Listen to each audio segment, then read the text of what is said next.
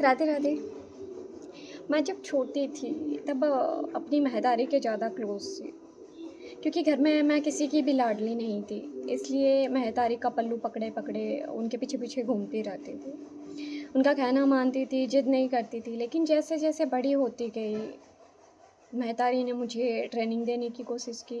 जैसे हर माँ अपनी बेटी को सिखाने की कोशिश करती है कि लड़कियों को सहनशील होना चाहिए, उसे बस चुपचाप सहते रहो। महिलाएं लड़कियां बनी ही इसीलिए है, आपके साथ में कोई कितना भी बुरा बिहेव क्यों ना करे, बस चुपचाप सहते रहो।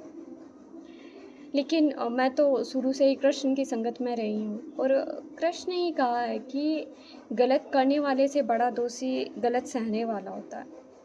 तो मैं कृष्ण की सुनती थी और उल्टा महतारी को ही सिखाने की कोशिश करती थी कि चुपचाप सहो मत, पलट कर जवाब देना सीखो।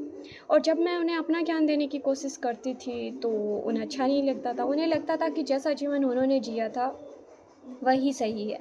लेकिन मैं देख पा रही थी कि उन्होंने जिया नहीं, बस सहा था, और इसी बात पर हमारा टकराव होता था। तो ऐसे करते-करते मैं उनसे डिटैच होती गई और वो मुझसे। तो कई बार ना रिश्ते पहले जैसे नहीं रहते हैं, कोई भी रिश्ता हमेशा वैसा नहीं रहता है जैसे वो पहले था, और इसका दोषी कोई नहीं होता है, बस हालात और परिस्थितियों की वजह से ऐसा होता है। लोग अक्सर ऐसा कहते हैं कि बेटियाँ माँ की छाया होती है, लेकिन ये ज़रूरी नहीं है।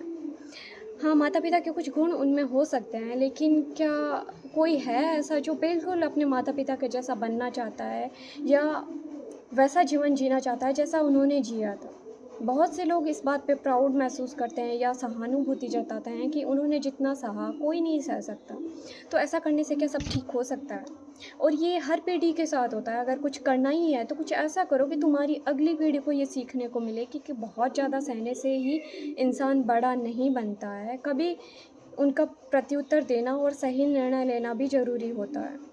हाँ, इंसान को सहनशील होना चाहिए, लेकिन इतना भी नहीं कि हर किसी का शिकार बन जाए।